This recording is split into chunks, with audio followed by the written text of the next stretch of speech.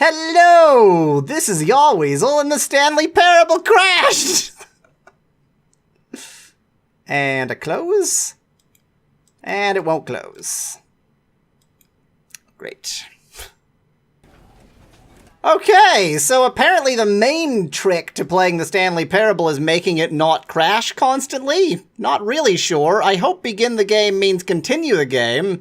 I know it's saved at some point. This is the story. Oh, it most certainly hasn't. Oh. No! Stanley! Stanley, no! Stanley, no!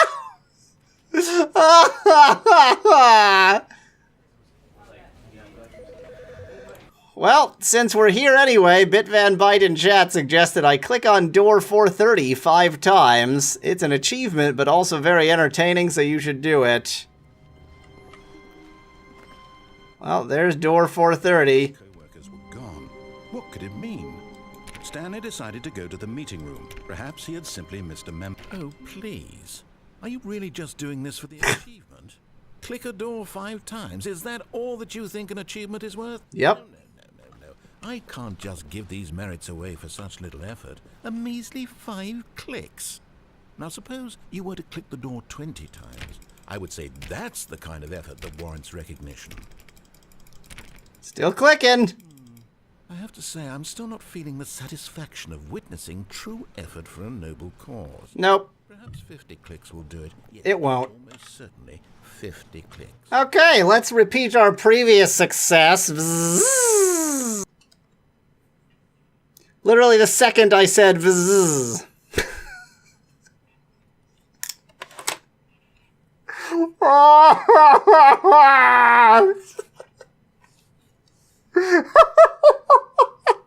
It just won't work.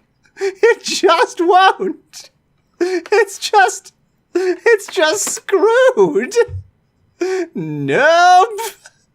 Please don't crash.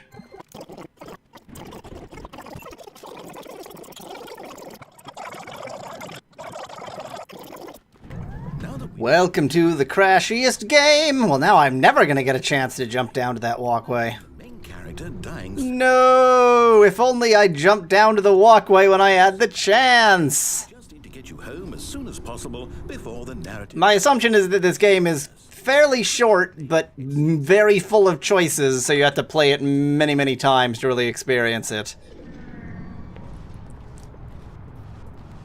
Okay, we've got an uncrashed Stanley Parable somehow, by some minor miracle.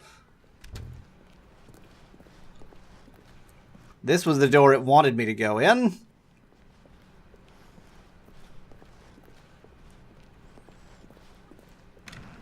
Almost there. You'll take the door on the left, back to the correct ending, the story will have resolution once again, and you'll be home free in the real world. Yay! Haven't really given me a lot of choices getting back, have you? Now remember, all you need to do is behave exactly as Stanley would. That means choosing responsibly and always putting the story first. I'm quite sure you'll be up to the task. Just follow my lead and you'll be fine. All right. When Stanley came to a set of 2 open doors, he entered the door on his left. Hooray! I'm learning.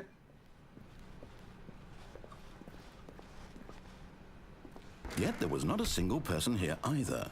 Feeling a wave of disbelief, Stanley decided to go up to his boss's office, hoping he might find an answer there. Let it ball up inside you, take it out passive-aggressively on other coworkers, resent coworkers for not supporting you more. That's a good cycle there.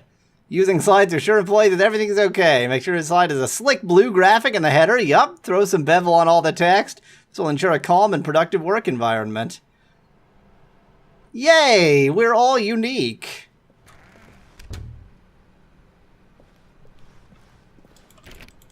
Can't get into the broom closet. Coming to a staircase, Stanley walked upstairs to his boss's office. If only I had a... Oh, I do have a duck button. That's interesting, but I don't have a jump button. Okay. Can't mess with that. It doesn't seem to be giving me a lot of choices around these parts. Boy, he has a much nicer office than I do. Stepping inside his manager's office, Stanley was once again stunned to discover not an indication of any human life. Shocked, unraveled, Stanley wondered in disbelief who orchestrated this, until he saw the door with a voice receiver next to it. That looks normal. Behind this door lay all the answers to his questions. And beyond all probability, he knew the passcode. He had seen it on his boss's computer just last week. How convenient. 115. Was this the code to open the door? Would it still work? There was only one way to find out. Stanley had been trained never to speak up, but now he would draw from within himself the courage to face the unknown. He drew a sharp breath and then spoke the code.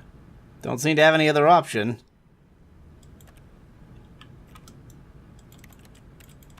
Nope, evidently he did not. Stanley spoke the code. Night Shark 115. He spoke it into the receiver, right there on the wall. Night Shark 115. I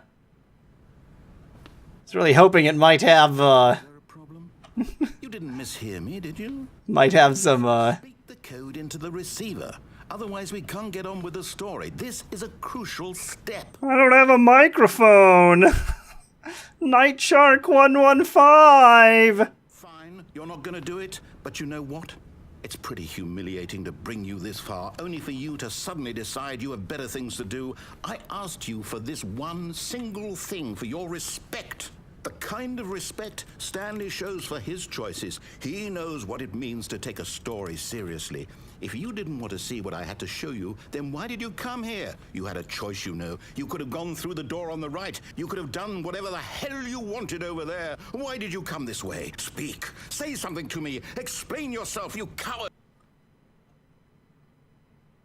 Behave exactly as Stanley would.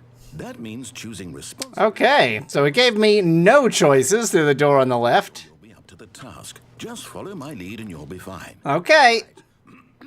When Stanley came to a set of two open doors, My left. door on his left. Oh, there we go. That's my left. No! Why did you do that? Quickly, hurry back in the other direction. Perhaps we're not too late. I don't think I'm going to do that. It didn't really work out last time. Not that you're giving me any option. You are not giving me any choice, are you? Oh, well.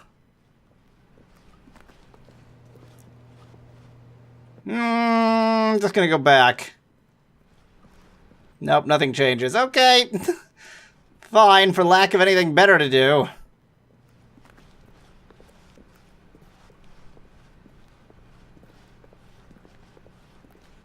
We broke it. It's ruined. I can't believe, after everything we talked about, that my story, you've destroyed my work. Why? For what? What did you get out of that? What did you think was so special about seeing the game undone, left here like so much garbage? It's worthless now. And what am I supposed to do?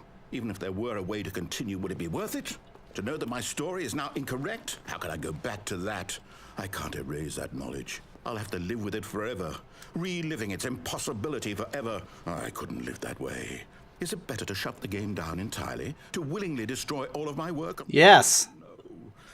What's the answer? What do I do? What do I do? What do I do? Develop sentience, narrator. I have to shut the game down. I have to. I have to. Hey, flashing that's supposed to happen.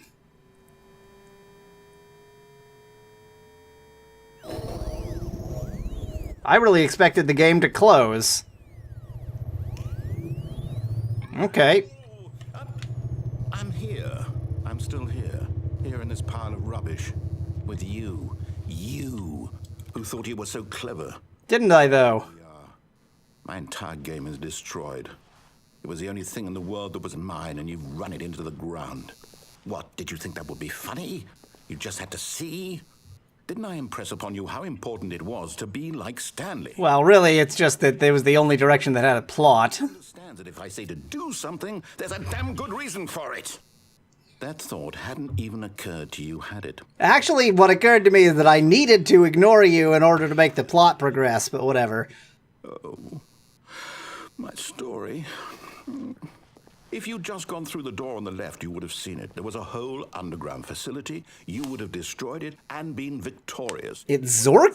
Perfect. I worked so hard on it. I tried so hard. To make Zork. When Stanley came to a set of 2 open doors, he entered the door on his left. Well, Ghost Stanley will happily open the door on the left. Hello? Is everything okay? Stanley, please. I need you to make a choice. I need you to walk through the door. Are you listening to me? Can you hear me? Is everything all right? Stanley, this is important. The story needs you. It needs you to make a decision. Well, Stanley's soul is left. Whatever choice you make is just fine. They're both correct. You cannot be wrong here. We can work together. I'll accept whatever you do. I simply need you to take that step forward, please. Choose. Do something. Anything. This is more important. This poor narrator, he's so sad. The story needs him. So, you hear me? Are you there? Are you listening to this? Stanley, are you there? Okay. It's okay, I can wait. You need time to decide. Time to make sure your choice is correct. That is the best choice. The best choice is not to choose. Wait for you to decide what's the right thing to do. Take as much time as you need.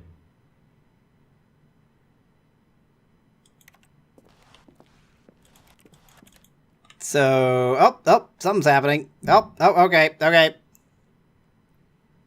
The end is never the end is never the loading. Okay, we're back at the beginning. Can I, like, kill myself with a pencil sharpener? I definitely cannot.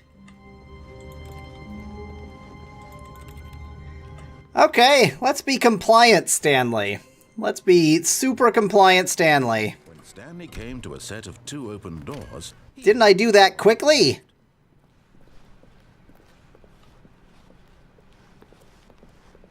Yet there was not a single person here. Look at how quickly I am. Wave of disbelief. Stanley decided to go up to his boss's office. Hey, there's a downstairs now. Stanley walked upstairs to his boss's office. Downstairs didn't exist last time. Let's go to the vast underground empire, because this is Zork. Well, we can't cause a fire. This seems definitely not sketchy at all. Well, I don't see any weapons, no crowbars down here. But Stanley just couldn't do it. He considered the possibility of facing his boss. Admitting he had left his post during work hours, he might be fired for that. And in such a competitive economy, why had he taken that risk? All because he believed everyone had vanished? His boss would think he was crazy. And then something occurred to Stanley. Maybe, he thought to himself, maybe I am crazy. All of my co-workers blinking mysteriously out of existence in a single moment for no reason at all? None of it made any logical sense. And as Stanley pondered this, he began to make other strange observations. Such as the fact that I am now in a loop. Why couldn't he see his feet when he looked down? Because he's in a video game. Automatically behind him wherever he went. Because he's in a video game. These rooms were starting to look pretty familiar. Were they simply repeating? Because he's in a video game. To himself, this is all too strange. This can't be real. And at last, he came to the conclusion that had been on the tip of his tongue. He just hadn't found the words for it. I'm dreaming, he yelled. This is all a dream.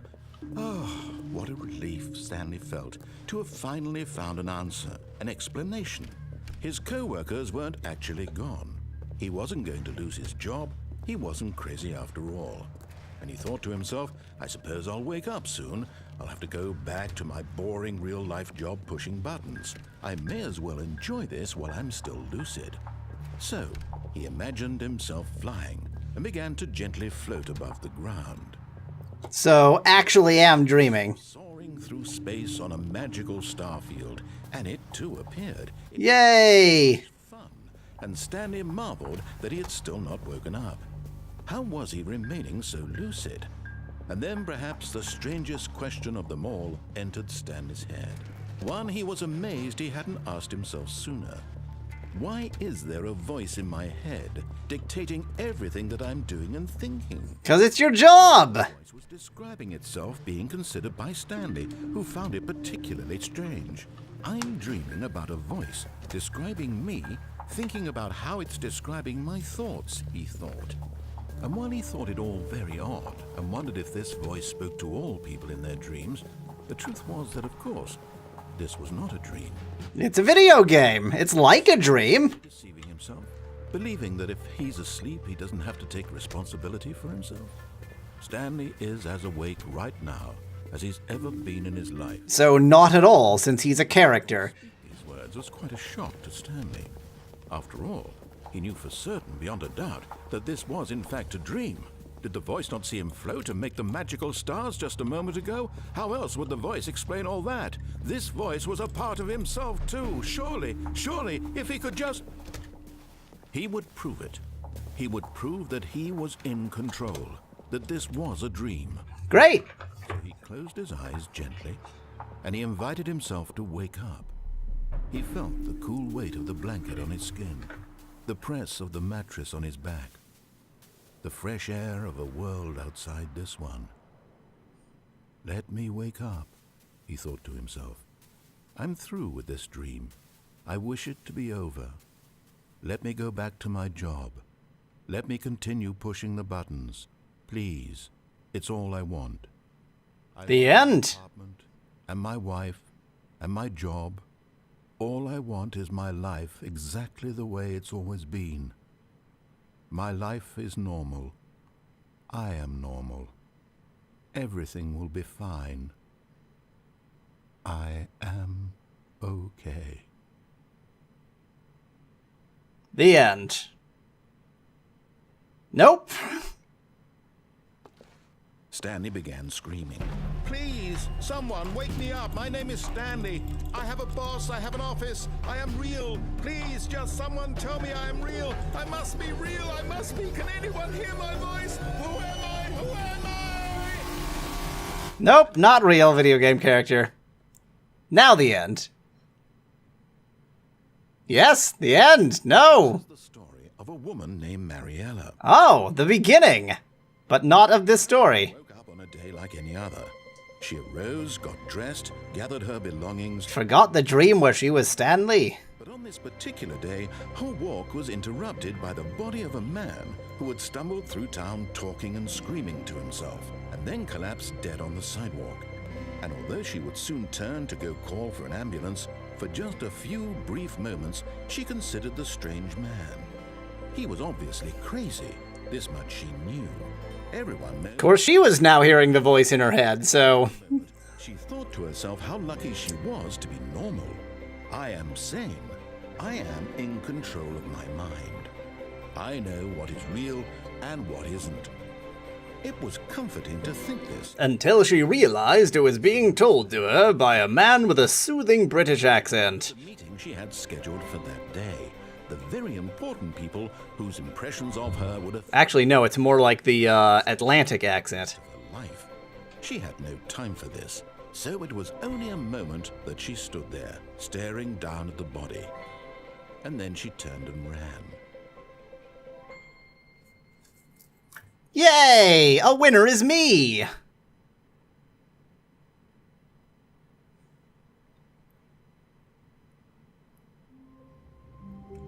Tell you what, we'll find out how many other ways there are to win next time. Until then, thanks for watching. If you liked the video, do leave a like below. Cheers from Yahweasel.